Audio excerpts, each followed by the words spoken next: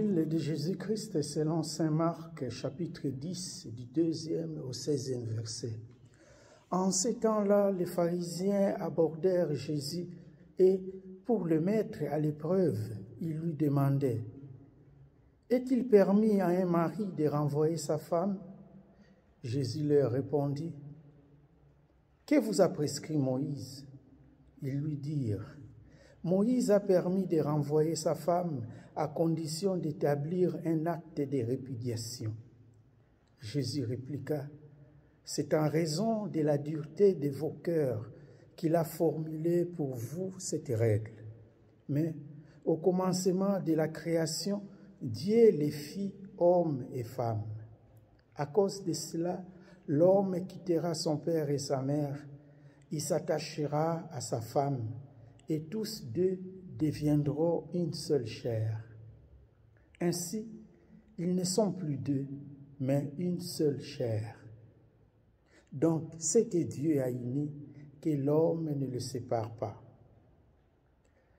De retour à la maison, les disciples l'interrogeaient de nouveau sur cette question. Il leur déclara: « Celui qui renvoie sa femme et en épouse une autre devient adultère envers elle. Si une femme qui a renvoyé son mari en épouse un autre, elle devient adultère. » Des gens présentaient à Jésus des enfants pour qu'il pose la main sur eux, mais les disciples les écartèrent vivement. Voyant cela, Jésus se fâcha et leur dit: « Laissez les enfants venir à moi, ne les empêchez pas, car le royaume de Dieu est à ceux qui leur ressemblent. Amen, je vous l'ai dit, celui qui n'accueille pas le royaume de Dieu à la manière d'un enfant n'y entrera pas. » Il les embrassait et les bénissait en leur imposant les mains. L'évangile d'aujourd'hui est très émouvant, quoi. Ça nous interpelle. D'ailleurs, comme toute parole de Dieu nous interpelle. Dans la Bible, nous trouvons deux récits de la création. Disons, le premier récit de la création est mentionné dans le livre de la Genèse, chapitre 1er, et le deuxième récit de la création, c'est dans le livre de la Genèse, chapitre 2e. La différence entre ces deux récits est claire. Dans le premier récit, on peut dire que c'est un récit spirituel. L'homme est parfait, l'homme est créé à l'image de Dieu.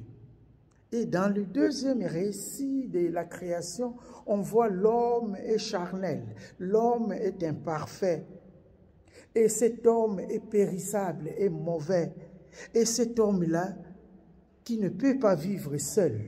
Et cet homme-là a besoin d'une autre créature qui lui ressemble, et c'est la femme. Ça, c'est le deuxième récit de la création.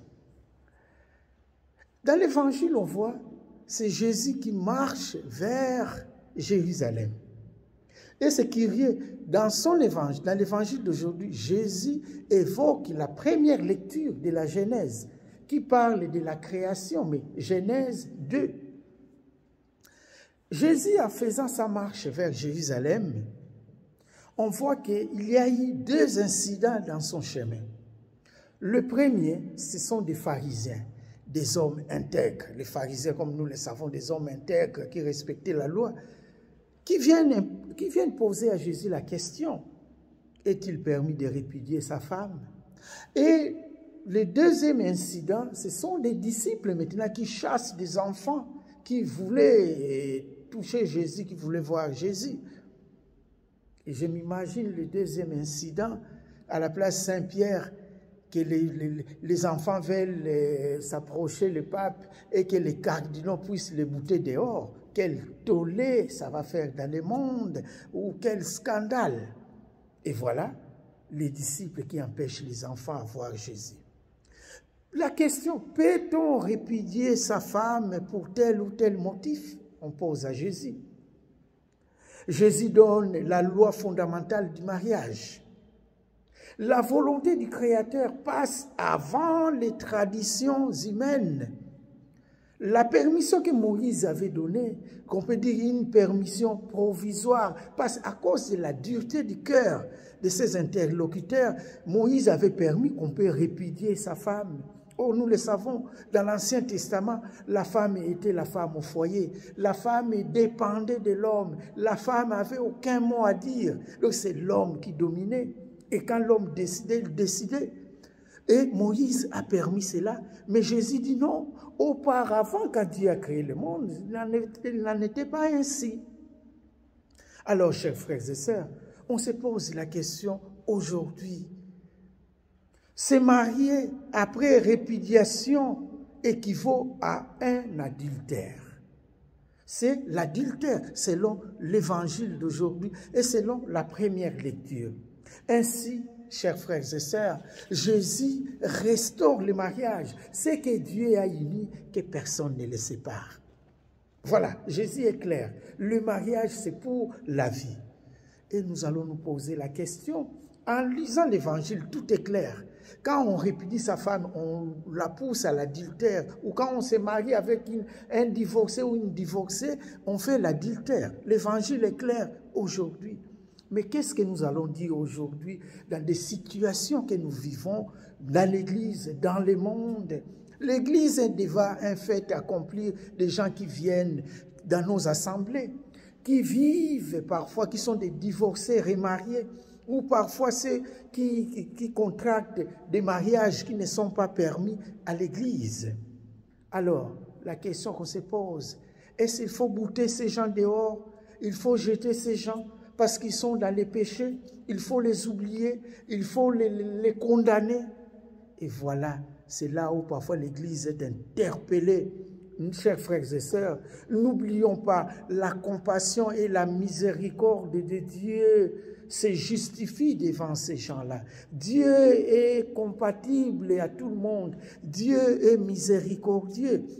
Et les gens qui vivent dans des situations, on peut dire, irrégulières, ou même des mariages qui ne sont pas permis dans l'Église, mais quelle doit être la position de nous, chrétiens, envers ces gens-là?